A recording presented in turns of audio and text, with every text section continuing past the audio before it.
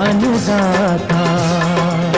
पग पग पर है संग तुम्हारे अन्नदाता। लहू किसानों का बन के पसीना सींचता है धरती का सीना। मेहनत का तेरी हक दिलवाने, नई तकनीक नई खोज बताने। पशुधन को गुणवान बनाना, पौध सुरक्षा को सिखलाना, खेती के सब गुर समझाने, भारत का सरताज बनाने। आठों पहर है संग तुम्हारे अन्नदाता अन्नदाता।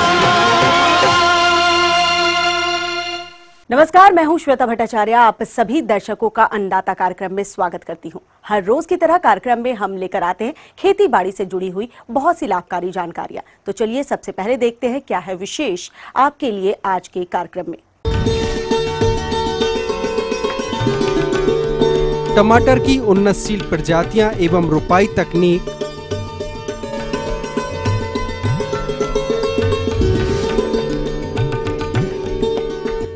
अंडा देने वाली मुर्गियों की उन्नतशील नस्लें एवं आहार प्रबंधन,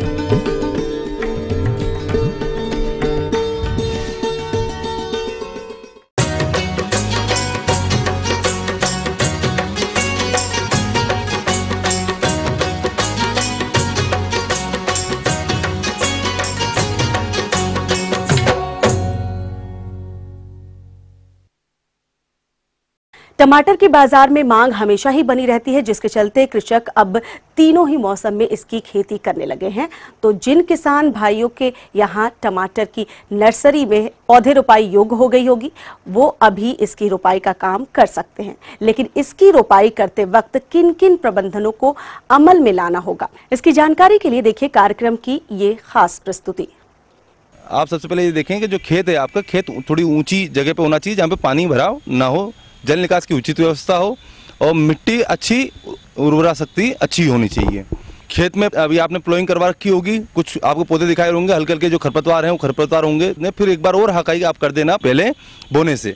दूसरा इसमें ध्यान देने की बात ये होती है कि आप फसल लगाने से पहले इसमें 20 से 25 टन प्रति हेक्टेयर के हिसाब से गोबर की सड़ी हुई अच्छी गोबर की खाद डलवाइए जो 1 से 2 साल पुरानी हो। किसान भाइयों, इसमें जो अपन उर्वरक की जो मात्रा उपयोग करते हैं वो होती है 110 किलो नाइट्रोजन, 80 किलो फास्फोरस, 60 से 80 किलो अपन पोटास का उपयोग करते हैं। तो फास्फोरस और पोटास जो होता है ये रोपण करने से पहले ही आप खेत में लगा दें एक बार में। और जो नाइट्रोजन होता है, इसको नाइट्रोजन को आप 4 भागों में विभक्त कर लें। 4 भागों में आप 30 किलो आप रोपण से पहले लगाएं, 30 किलो जब आप वो 20 से 25 दिन की फसल हो जाती है तब लगाना चाहिए। फिर जो 30 से 35 किलो आप जब फसल 50 से 55 दिन की 60 दिन की हो जाती है, फ्रूटिंग आने वाली होती है, उस समय आप लगा दें। ये जो मैंने मात्रा बताई है ये प्रति हेक्टेयर के हिसाब से बताई है। इसकी जो बहुत अच्छी वेराइटीज़ हैं वो है पूसा रूबी। दूसरा इसके अंदर HS101 एक बहुत अच्छी वेराइटी है, हरियाणा हिसार से निकली हुई है। HS102 इसकी बहुत अच्छी वेराइटी है। तो इन तीनों वेराइटी में से आप कोई भी वेराइटी का उपयोग कर सकते हैं। इसके अलावा कई हाइब्रिड वेराइटीज़ जो आती हैं, प्राइवेट कंपनी कई हाइब्रिड वेराइटी निकालती हैं, उनका भी उपयोग कर सकते हैं आप। दूसरा, जिन किसान भाइयों ने नर्सरी नहीं लगाई है, बाहर से जो रोपण लेंगे, उनको ध्यान देने की बात यह है कि जहाँ से भी रोपण लें आप तो वह विश्वसनीय जगह होना चाहिए। रोपण से पहले ध्यान देने की बात यह होती है कि आप जब ट्रांसप्लांटिंग करते हैं तो इसको पहले उपचारित करें। जो आपकी रोप होती है तो रोप को उपचारित करने के लिए आप डायथेन M45, बाविस्टीन इनका 2 ग्राम प्रति लीटर की मात्रा में घोल बनाकर पूर्ण रूप से पौधे को डुबा दीजिए इसको 2 से 4 मिनट के लिए। उसके बाद में आप इसकी ट्रांसप्लांटिंग कीजिए। रोपण करते समय जो दूसरी बात अपने आती है कि कितनी दूरी पे आपको लगाना है, तो इसके लिए आप ध्यान दें पौधे से पौधे की दूरी 1.5 से 2 फीट की होती है और कतार से जो कतार की दूरी होती है वो भी 1.5 से 2 फीट की होती है। आप पौधे से पौधे की दूरी को कम कर सकते हैं अगर आप सघन मात्रा में लगाना चाहते हैं तो ये तो हो गई अपनी रोपण की बात। दूसरा जो बात आती है कि किस प्रकार से आप आंतरिक क्रियाएं किस प्रकार से करेंगे इसमें आगे पौध रोपण के बाद में। ये बरसाती फसल में पानी भराव बहुत बड़ी समस्या, जल निकासी की व्यवस्था करें आप पूर्ण रूप से।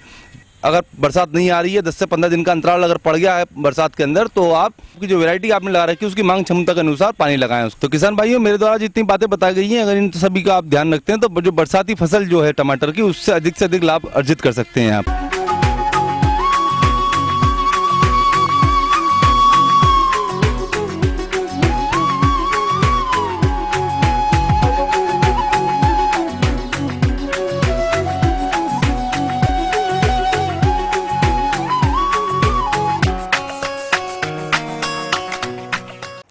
कृषि सह व्यवसाय के रूप में प्रदेश के बहुत से किसान भाई मुर्ग पालन से जुड़े हुए हैं और इससे अच्छा लाभ भी कमा रहे हैं। इसी लाभ को ध्यान में रखते हुए जो किसान भाई अंडे के लिए मुर्गियों का पालन करना चाहते हैं तो उन्हें वैज्ञानिक बिंदुओं को ध्यान में रखना भी होगा। तो कैसे करें अंडा उत्पादन के लिए मुर्ग पालन व्यवसाय, इस विषय पर जानकारी के लिए मिलते हैं एक विषय विशेषज्ञ डॉक्टर जियाउल हुदा से।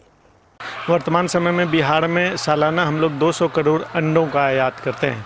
इसको देखते हुए बिहार कृषि विश्वविद्यालय ने एक प्रशिक्षण इकाई किसानों के लिए लेयर फार्मिंग की बनाई है। हम लोग कोशिश कर रहे हैं कि इससे ज़्यादा से ज़्यादा किसान लेयर फार्मिंग को, अंडा उत्पादन तकनीक को सीखकर हमारे राज्य से 200 करोड़ रुपए जो प्रतिवर्ष बाहर जाता है उसको हम लोग रोक सकें। लेयर फार्मिंग के लिए बहुत अच्छी बात है कि हमारे किसान डीप लीटर सिस्टम में भी लेयर फार्मिंग कर सकते हैं, केज बैटरी सिस्टम में भी लेयर फार्मिंग कर सकते हैं। लेकिन हम लोग साधारणतः ये देखना है कि व्यावसायिक स्तर पर जब हम लगभग 4 से 5 हज़ार लेयर फार्मिंग एक साथ करते हैं तो हमें एक अच्छा मुनाफा देखने को मिलता है। इसमें सबसे महत्वपूर्ण बात है कि सबसे अच्छा होता है कि हम लोग केज बैटरी सिस्टम पर हम लोग मुर्गी पालन करें, क्योंकि इसमें प्रारंभिक लागत तो थोड़ी किसानों को ज़्यादा आती है, लेकिन लंबी अवधि तक जो हमारी मजदूरों की समस्या है उससे हमको बहुत निजात मिलता है। और एक मजदूर साधारणतः हमारे 5000 मुर्गियों को केज बैटरी सिस्टम में रियर कर सकता है, जो एक आर्थिक पहलू के एक महत्वपूर्ण कारण भी है। इसमें हम लोगों को नस्लों का चयन काफ़ी इंपॉर्टेंट हो जाता है। साधारणतः वेंकीज इंडिया लिमिटेड द्वारा विकसित BB 300 प्रजाति जो मुर्गियों की है, जो 300 से 320 अंडा प्रतिवर्ष देती है, जो आज के परिवेश में काफ़ी किसानों के बीच पॉपुलर है और हम लोग भी उसी की पालन कर रहे हैं।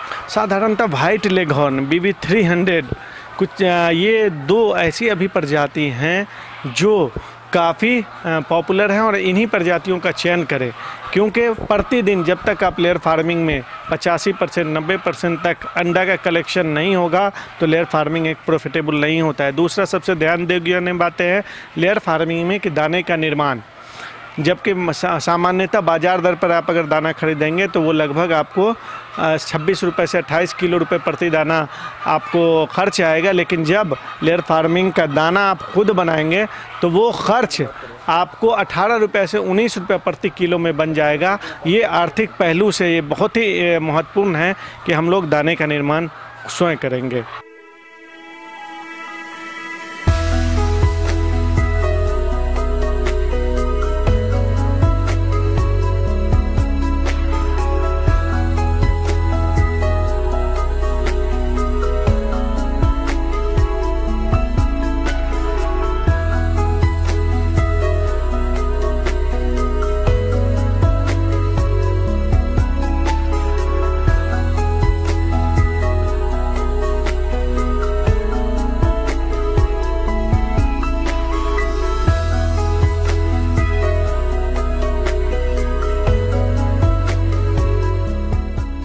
एक लेयर को एक दिन में लगभग 120 ग्राम दाने की आवश्यकता होती है।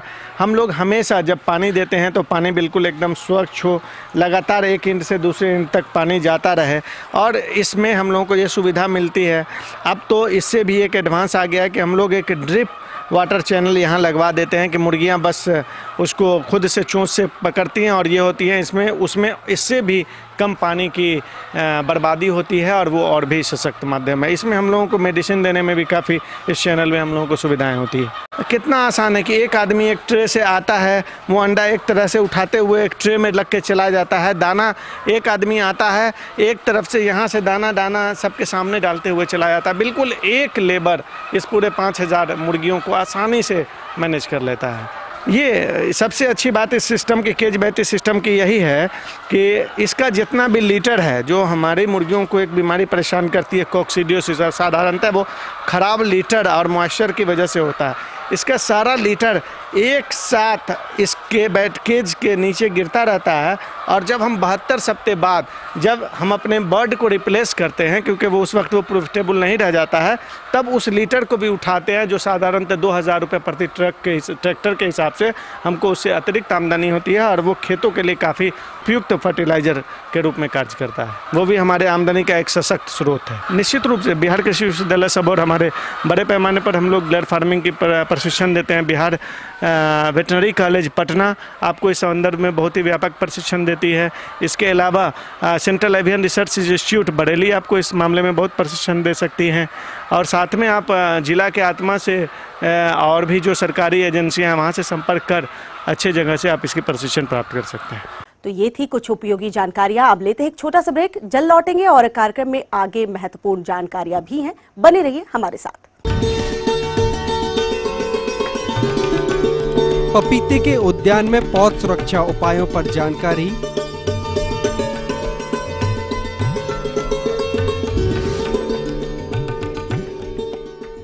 अरे चाचा, गंगा को लेकर कहाँ जा रहे हो? 1 महीने से बहुत कम दूध दे रही है, इसे दिखाने के लिए शहर ले जा रहा हूँ। इसे एरोसोल कंपनी की कैल्शियम से भरपूर इलेक्ट्रोमिक्स AD3 पिलाओ, दूध की बाल्टियाँ भरते भरते थक जाओगे। इलेक्ट्रोमिक्स ने किया कमाल, पशु स्वस्थ, पालक मालामाल।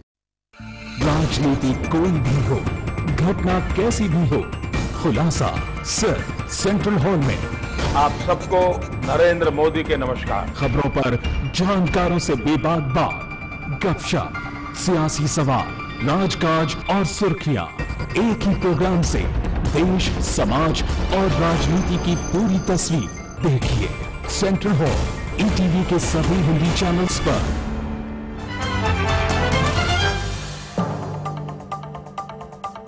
अरे चाचा, गंगा को लेकर कहाँ जा रहे हो? 1 महीने से बहुत कम दूध दे रही है, इसे दिखाने के लिए शहर ले जा रहा हूँ। इसे एरोसोल कंपनी की कैल्शियम से भरपूर इलेक्ट्रोमिक्स AD3 पिलाओ, दूध की बाल्टियाँ भरते भरते थक जाओगे। इलेक्ट्रोमिक्स ने किया कमाल, पशु स्वस्थ, पालक मालामाल।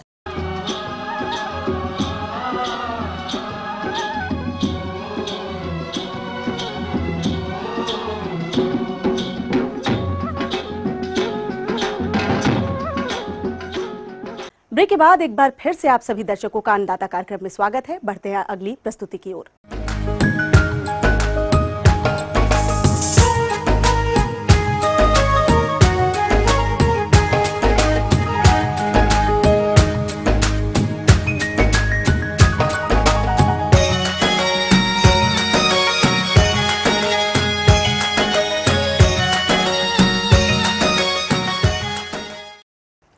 फलों में पपीता के महत्व को तो आप जानते ही हैं। किसान भाइयों, अगर आपने भी पपीता का बाग लगा रखा है तो फलों की अच्छी गुणवत्ता और प्रति पौधे से अधिकतम उपज के लिए इनकी उचित देखरेख अगर लापरवाही है तो पौधे में विभिन्न प्रकार की बीमारियों का प्रभाव हो सकता है और उपज प्रभावित हो जाएगी। इसलिए पपीते के पौधे की देखरेख कैसे करेंगे, जानते हैं कार्यक्रम के इस अंश के माध्यम से।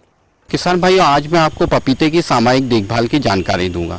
पपीते की विशेषकर जो अभी जैसे 2-4 महीने की फसल है जिनमें फूल एवं फलन की शुरुआत हो चुकी है, ऐसे जो हमारे नए पौधे हैं उन पर सफ़ेद मक्खी का प्रकोप बहुत ज़्यादा इस समय दिखाई दे रहा है।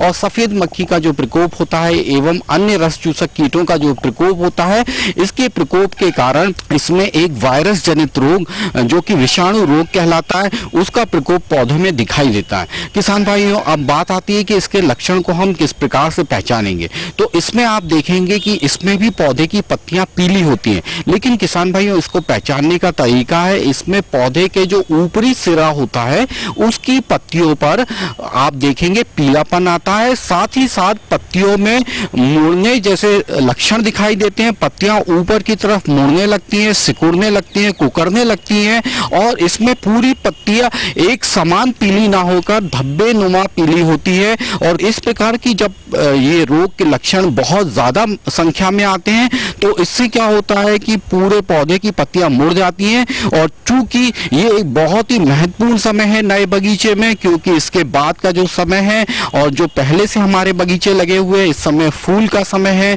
फल बनने का समय है, तो इसमें या फिर जो नए पौधे जिसमें 3-4 महीने का है, जिसमें फूल निकलने का समय आ गया है, उनमें फूल आने की संभावना ना के बराबर हो जाएगी। और जिन पौधों में फूल एवं फलन हो रहा है और इस समय अगर विषाणु रोग के लक्षण उसमें आ गए या सफेद मक्खी एवं रस चूसक कीटों का प्रकोप उसमें हो गया है, तो इसमें जो फूल एवं फल लगे हैं वो झड़ने लगेंगे। हम इस प्रकार के लक्षणों को तुरंत में देखते हुए इस कीड़े से, इस रोग से पौधे की सुरक्षा करें। अब इसकी रोकथाम किसान भाइयों हमें किस प्रकार से करनी है, ये हमें समझना बहुत ही आवश्यक है। सबसे पहले तो हमें अपना जो खेत है इसको साफ सुथरा रखना बहुत ही जरूरी है। तो जितना भी खरपतवार निकल रहा है वो खरपतवार को आप पूरी तरह से साफ कर दें, पर विशेषकर जो नाइट्रोजन युक्त उर्वरक होती है उनकी संतुलित मात्रा में ही प्रयोग करें। अगर इस प्रकार के रोकथाम के बावजूद भी अगर कीटों का प्रकोप हो रहा है तो इसका नियंत्रण करना बहुत ही आवश्यक है। नियंत्रण के रूप में रासायनिक दवाओं का प्रयोग करना पड़ता है। रासायनिक दवाओं के रूप में आप जब भी आप पहला स्प्रे करते हैं तो इसमें इमिडाक्लोप्रिड नामक दवा का आप इसमें छिड़काव करें। दवा की मात्रा इसमें लेंगे 5 मिलीलीटर प्रति पंप, यानी 5 मिलीलीटर दवा 15 लीटर के पंप में मिलाकर छिड़काव करना है। इसके बाद जरूरत पड़ती है तो 15 दिनों के बाद जब हमें दूसरा छिड़काव करना पड़ता है तो हमने जो दूसरी दवा थायोमिथॉक्सोन लिया है इसकी 5 ग्राम मात्रा 15 लीटर के पंप में मिलाकर हमको छिड़काव करना है। कभी भी दवा का हमेशा ध्यान रखें कि पुनः हमेशा दूसरी बदल के दवा का उपचार हमें करना चाहिए। हमेशा एक ही दवा का बार बार छिड़काव हमें नहीं करना है। अगर हमें एक ही दवा ले रखी है तो बीच में कोशिश करके नीम का तेल जो बाजार में उपलब्ध होता है तो नीम के तेल का भी प्रयोग हम दवा के 2 दवाओं के बीच में हम कर सकते हैं, जिससे दवा का असर बना रहेगा और कीटों में प्रतिरोधक क्षमता विकसित नहीं होगी। किसान भाइयों, इसके अलावा एक बात और आपको ध्यान रखनी है कि कहीं पर जब भी बरसात की अधिकता होती है तो जड़ के पास से पौधों में गलन बहुत ज्यादा देखने को मिलती है। जड़ सलन, जड़ गलन भी बहुत ज्यादा पपीते में होती है। तो इसके लिए आप ध्यान रखें कि जल निकास के साथ साथ आप पौधे के तने के पास मिट्टी चढ़ा दें और मिट्टी चढ़ाने के बाद आप फफूंदनाशक दवाओं का प्रयोग आप अवश्य करें। तो फफूंदनाशक के रूप में आप मेटालैक्सिल नामक दवा का प्रयोग कर सकते हैं। इसके अलावा आप इसमें कार्बेंडाजिम या मैनकोजेब नामक दवा का भी प्रयोग कर सकते हैं। इनके 2 से 3 ग्राम मात्रा 1 लीटर पानी में घोलकर इसको पौधे के तने के चारों तरफ अच्छे से, मिट्टी के चारों तरफ तने के ऊपर अच्छे से छिड़काव कर दें, जिससे कि तना पूरी तरह से गीला हो जाए, जिससे कि जो मिट्टी में रहने वाला फफूंद जिसके कारण जड़ में सड़न जैसी समस्या आती है उस प्रकार की सड़न से पौधे को नुकसान ना हो पाए और पौधा इस प्रकार के फफूंद से बचा रहे और पौधे में इस प्रकार का रोग ना लग पाए। इस प्रकार से आप सही प्रकार से देखभाल करके पपीते की फसल से अच्छा उत्पादन ले सकते हैं।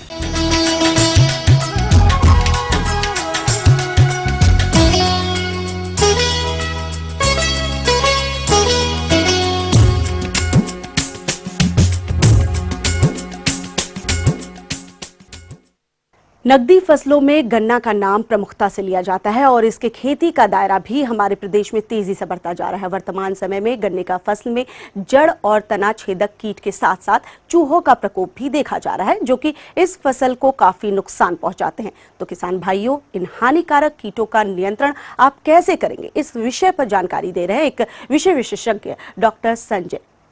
गन्ना आप लोगों ने लगाया होगा, जनवरी फरवरी में लगाया होगा, जो कि अब लगभग 4-5 महीने का हो गया होगा। शुगर के जो गन्ना है सबसे मुख्य रूप से इसमें गन्ने में एक तो पायरिल्ला पर्पुसिला जिसको हम कहते हैं गन्ने में लगता है, और रस चूसक ये भी है, तो बहुत ज़्यादा नुकसान इसमें करता है और क्योंकि फसल बड़ी हो जाती है, अंदर घुस नहीं पाते हैं, छिड़काव बड़ा मुश्किल हो जाता है। इसीलिए हम कोशिश करें कि जो समन्वित या जैविक पद्धति अपनाएं। तो जैविक पद्धति में बहुत अच्छा नियंत्रण इसका होता है। एक परजीवी कीट होता है, पायरिल्ला कीट के अंडा परजीवी टेट्रास्टिक पायरिल्ली के अंडों को काटकर पूरे खेत में फैलाएं। माह में पायरिल्ला के शिशु एवं वयस्क के परजीवी मेलेनेल्यूका के 8 से 10 लाख अंडे या 8 से 10,000 संख्या प्रति हेक्टेयर के हिसाब से प्रकोपित फसल पर छोड़ें। इन अंडों को एक पत्तियों में जोड़ लगा देंगे, स्टेपलर की सहायता से पत्तियों में इसमें लगा देंगे। और ये जो पायरिल्ला नाम का जो कीट है जिसमें सबसे नुकसान करता है, सीधे सीधे अंडों को खा जाता है। यानी एक पैरासाइट है ये, तो अंडे यदि हम नष्ट कर दें तो आगे इनकी जो जीवन चक्र है वो वहीं ख़त्म हो जाएगा। दूसरा बहुत अच्छा एक उपाय है प्रकाश प्रपंच का उपयोग, क्योंकि देखा गया है कि ये जो पायरिल्ला कीट है प्रकाश प्रपंच की तरफ भी बहुत अत्यधिक आकर्षित होता है।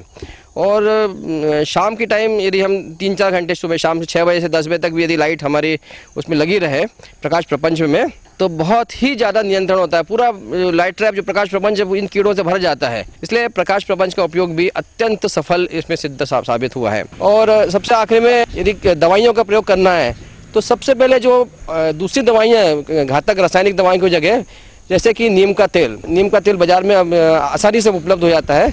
तो 5 ml नीम का तेल 1 लीटर पानी के हिसाब से, और थोड़ा सा उसमें हम साबुन मिला लें ताकि जो तेल अच्छे से मिल जाए। या तो शैम्पू का 1 पाउच कोई भी डाल दे इसमें, 15 लीटर वाले में 1 पाउच काफ़ी होता है, जिससे वो तेल जो है आसानी से पानी में अच्छा घोल बना ले और उसका छिड़काव करें। यदि इन सब प्रयास करने के बावजूद यदि हमको लगता है कि बहुत ज़्यादा कीड़े लग गए हैं, यानी बहुत नुकसान कर रहे हैं, तो हम अंतिम विकल्प के रूप में रासायनिक जो हानिकारक चूँकि रहते हैं, इसलिए उनको अंतिम विकल्प के रूप में देखें तो उसमें इसको दैहिक कीटनाशी कहते हैं। दैहिक कीटनाशी में एक सबसे मुख्य रूप से है इमिडाक्लोप्रिड दवाई। ये भी रस चूसक कीड़ों के लिए अत्यंत जो है प्रभावशील है, तो इसका भी हम प्रयोग कर सकते हैं। इसकी भी मात्रा भी बहुत कम लगती है। इसकी मात्रा 5 ml 1 पंप में डालना है। शुगर के जो गन्ना है इसमें कुछ तना छेदक भी लगते हैं, जिस पहचानेंगे कैसे, तो ऊपर की जो बीच की जो पत्ती है वो पूरी सूख जाती है और जैसे हम निकालते हैं तो आसानी से खिंच जाती है और इसके अंदर छोटी आपको इल्ली दिखाई देगी। इसका मतलब है कि उसमें तना छेदक का या शूट बोरर का इसमें आक्रमण हो गया है। ये कीड़ा अंदर है, तो दवाइयों का नियंत्रण हमें ऐसी सोच विचार करके करना है कि जो अंदर तक इसको कीट को नष्ट करे। निश्चित रूप से हमें दैहिक कीटनाशी का ही प्रयोग करना पड़ेगा जो इसके कीट के अंदर, फसल के अंदर जाए और वहाँ पे नष्ट करें। एक तो कार्टेप हाइड्रोक्लोराइड जो दानेदार दवाई है उसको भी आप सीधे छिड़काव करें तो ये पोंगलियों में या डल जाती है, तो वहाँ से पूरे पौधे जो है या जड़ों से नीचे जड़ें चली जाती है, जड़ों में से अवशोषित हो जाती है और पूरे पौधे फैल के जाती है। तो ये बोरर तना छेदक है, ये पूरे इसमें नष्ट हो जाते हैं। सबसे ज़्यादा नुकसान करता है चूहे के नियंत्रण करने के लिए एक तो जो जिंक फॉस्फाइड है, बाजरे के अंदर ये जैविक जो जिंक फॉस्फाइड के वो मिला करके बिलों के अंदर डाल दें और ताकि उन चूहों जो खा के वहीं नष्ट हो जाए। और एक सबसे ज़्यादा नुकसान करने वाला एक कीड़ा और है जिसको कहते हैं दीमक। नीचे से लग जाती है पूरी और नीचे से ही पूरे पौधे को खाना चालू कर जाती है, जिसके कारण तना पूरा सूख जाता है और गन्ना पूरा का पूरा गन्ना सूख जाता है और धीरे धीरे दीमक पूरी फैल जाती है। दीमक का नियंत्रण करने के लिए एकमात्र दवाई जो सबसे कारगर सिद्ध हुई है उसका नाम किसान भाई अच्छे से नोट कर लें, क्लोरोपाइरीफॉस। और इसकी 20% में बाज़ार में मिलती है और 1 लीटर दवाई 1 एकड़ के लिए पर्याप्त है। या तो आप जो नीचे पानी देते हैं, सिंचाई पानी देते हैं, उसके साथ साथ धीरे धीरे टप करके इसको हम पूरे खेत में फैला सकते हैं या फिर नीचे छिड़काव कर सकते हैं ताकि दीमक का वहीं नियंत्रण हो जाए। किसान भाई, इनके अलावा इन कीटों के नियंत्रण के लिए या प्रभावी नियंत्रण के लिए हमें खेत को बिल्कुल खरपतवार मुक्त रखना चाहिए, साफ सुथरा रखना चाहिए, या जो खेत की मेड़ है वो भी साफ रखें। क्योंकि पानी देते समय भी ध्यान दें कि बहुत ज़्यादा पानी में ना दें, जितने बताई गए उतनी अनुशंसा के अनुसार ही इनको भी पानी दे दें।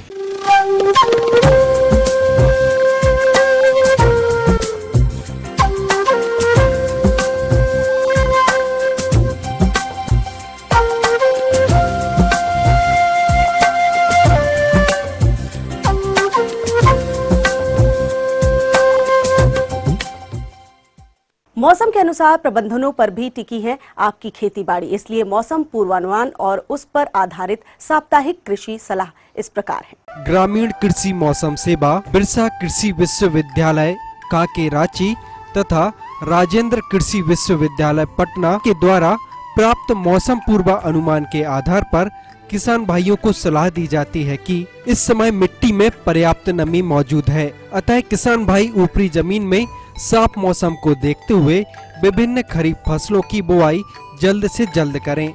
जो किसान भाई विभिन्न फसलों की बुआई कर चुके हैं तथा खेतों में अंकुरण समान रूप से नहीं हो पाया हो तो खाली जगहों में पुनः बीज बिजाई का कार्य करें।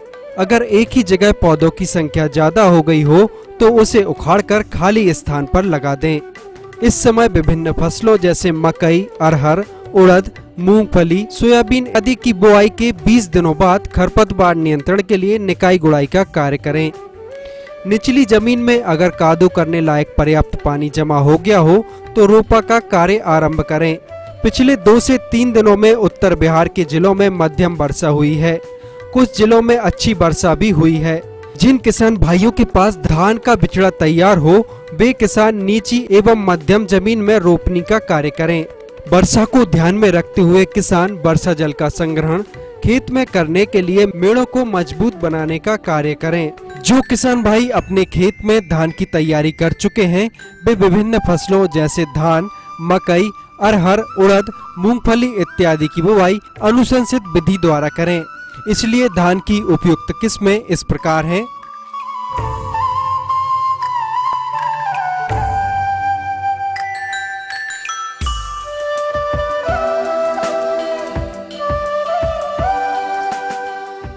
मक्का की अनुशंसित किस्में इस प्रकार हैं।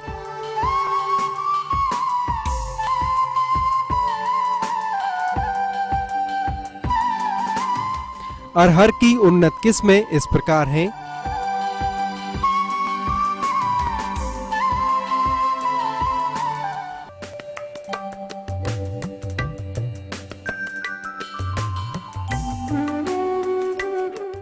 किसान भाई जलवायु एवं अपने क्षेत्र के अनुसार इन किस्मों का चयन कर बुआई का कार्य शीघ्र करें, ताकि मानसूनी वर्षा का लाभ उठाते हुए सही समय पर विभिन्न फसलों की बुआई का कार्य संपन्न हो सके। सब्जियों जैसे भिंडी, लौकी, नेनुआ, करेला, खीरा इत्यादि की बुआई का कार्य करें। पहले से तैयार गड्ढों में फलदार एवं जंगली पौधों को लगाने का कार्य करें। वातावरण में नमी के बढ़ने से भंडार गृह में रखे अनाज में कीड़ों द्वारा हानि हो सकती है, अतः भंडारित अनाज की जांच कर लें तथा कीट पाए जाने पर सेल्फास की 3 गोलियां प्रति टन अनाज की दर से प्रयोग करें एवं बोरों और कोठियों को अच्छी तरह से सील कर दें। दुधारू पशुओं के रखरखाव एवं खान पान पर विशेष ध्यान दें तथा इनके आहार में प्रोटीन की मात्रा बढ़ा दें और नियमित रूप से दाने में कैल्शियम का समावेश करें।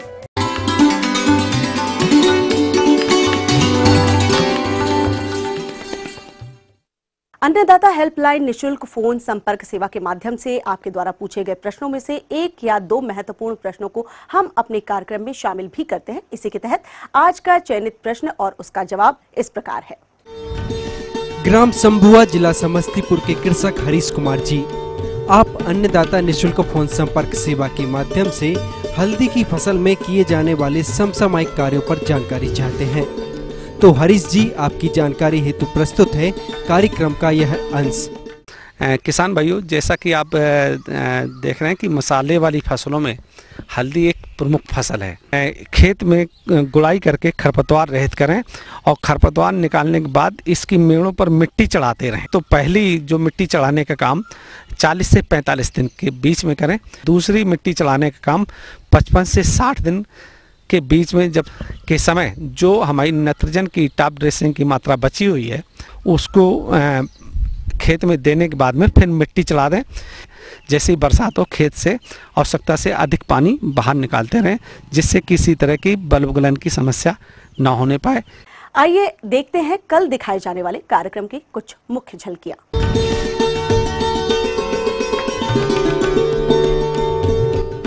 अरहर की उन्नतशील किस्में एवं वैज्ञानिक बुवाई तकनीक।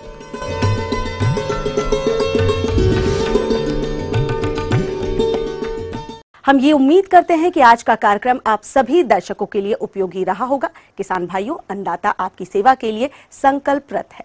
कृषि संबंधित समस्या और सुझाव के लिए आप हमें इस पते पर संपर्क कर सकते हैं। प्रोड्यूसर अन्नदाता ETV Bihar Jharkhand, Ramoji film city Hyderabad 501512। साथ ही आप हमें ईमेल भी कर सकते हैं। हमारा ईमेल एड्रेस है annadatabihar@etv.co.in। इसके अतिरिक्त आप हमें निःशुल्क हेल्पलाइन नंबर 180010845999 पर सुबह 10 से शाम 4 बजे के बीच संपर्क कर सकते हैं। फिलहाल अन्नदाता की पूरी टीम को दीजिए इजाजत। कल फिर इसी समय आपसे मुलाकात होगी कृषि संबंधित कुछ और रोचक जानकारियों के साथ। नमस्कार।